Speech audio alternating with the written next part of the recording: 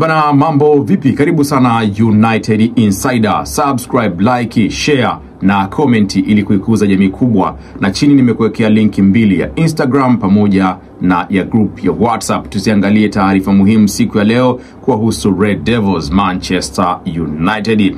Taarifa kutoka kwa madaktari wa klabu ya Manchester United wanaeleza mshambuliaji Benjamin Sesko anatarajiwa kurejea tena mazoezini mwezi Desemba na atakuwa nje kwa wiki 2 mpaka 3, huku Fabrizio Romano akiongeza habari hii kwa kueleza kwamba maumivu au majeruhi ya Sesko sio makubwa kama yalivyoelezwa na atarejea mapema mwezi Desemba. Ameonyesha maendeleo mazuri ya kupona katika wiki iliyopita na anatarajiwa kuwa nje kwa wiki 2 mpaka 3, hivyo klabu haitakuwa na haraka ya kumrejesha uwanjani aweze kupona kabisa.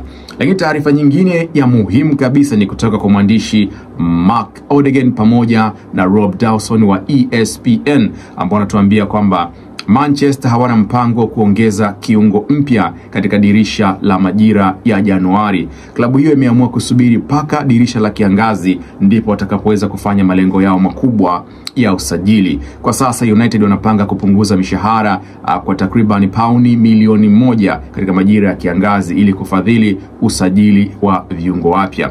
Na itaendana na utaratibu mpya wa Ineos wa kupunguza mishahara kwa wachezaji. Hivyo Manchester United haitofanya usajili katika dirisha la mwezi Januari. Huu ndio muda sasa taarifa kuwa nyingi kutoka vyanzo mbalimbali. Lakini Transfer UK Zone pamoja na Fabrizio Romano wanatuambia pia Manchester wamemweka Carlos Baleba kama kipaumbele chao cha kumsajili katika dirisha la majira ya joto la mwaka 2026 kwa maana ya msimu unaokuja.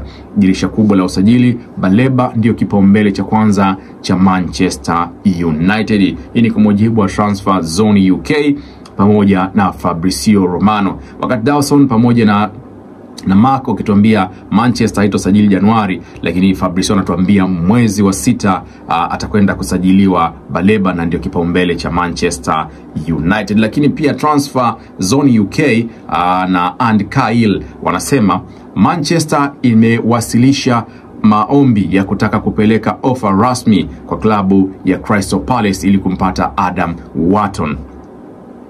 Taarifa iko hivyo. Inaelezwa Ruben Amorim anavutiwa zaidi na mchezaji huyu na anataka kumshawishi kumsajili Manchester Januari ama dirisha kubwa kabla ya Liverpool hawajakwenda kutibua mpango huo, kwa sababu Liverpool wanataka kumsajili Adam Wharton pia ili kuboresha sehemu yao kiungo. Hivyo Manchester United wanaangalia uwezekano wa kuanza rasmi mchakato hii ya kumpata mchezaji huyu ambaye amekuwa anafanya vizuri.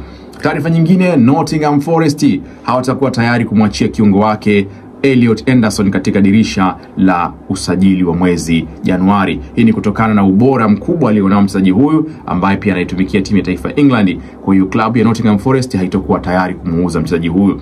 Na kwa mujibu wa Nottingham wanaelewa kabisa Manchester na klabu yake ya zamani ya Newcastle United wanamfukuzia kwa ukaribu, lakini Forest hawako tayari kumuuza mpaka mkataba wake utapomalizika 2029, lakini wanamthaminisha kwa kiasi cha paundi milioni 100. Kwa hiyo Nottingham Forest hawako tayari kumwachia bwana Elliot Anderson, ni kwa mujibu wa The Telegram. Taarifa nyingine ambayo inaelezwa na hatuwezi kuikataa kwa sasa kutoka Record kule nchini Ureno inaeleza Ruben Amorim anataka kuimarisha sehemu yake ya kiungo na wanamuazia au wanamuangazia kwa karibu Brazil Joao Gomez. Na Gomez kutoka klabu ya Wolverhampton Wanderers yuko tayari kujiunga na Manchester United, na inaelezwa kwamba Manchester huenda wakalipa takriban paundi milioni 44 kumpata Joao Gomez kutoka kwenye klabu ya Wolverhampton Wanderers. Taarifa nyingine ya muhimu ya usajili ambayo hatuwezi kuiepuka ni kutoka Bild ambao wanatuambia Nathan Brown yuko kwenye rada za Manchester United. Huyu mchezaji kutoka kule klabu ya Frankfurt ya kule nchini Ujerumani, na ada yake ya uhamisho inatajwa kuwa ni takriban paundi milioni 65. Nico Shearer anatupa taarifa nyingine muhimu kabisa. Manchester wanaongoza mbio za kumsajili kiungo kutoka Olympiacos Christos Morozakiti ambaye ana thamani ya paundi milioni 30. Morozakiti ana akicheza kwenye klabu ya Olympiacos ya kule nchini Ugiriki, na kwa mujibu wa Nico Shira anatuambia Manchester wanatamani kupata usajili wa mchezaji huyu.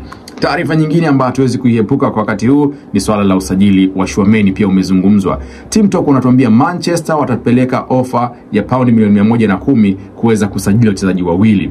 Tchouameni kutoka Real Madrid, lakini yuko Keane Smith kutoka AZ Alkmaar ya nchini Uholanzi. Hii ni kuelekea dirisha la mwezi Januari na hatujui nini kinaweza kutokea.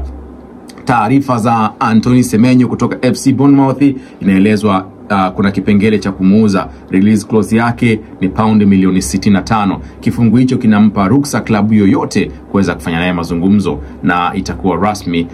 Vilabu vingi vinataka kupata saini yake. Manchester ni moja kati ya vilabu ambavyo vimetajwa kwamba vinahitaji kupata saini ya Antoine Semenyo ambaye ni moja kati ya wachezaji bora sana. Taarifa zitakuwa nyingi wakati huu, ikisema hivi.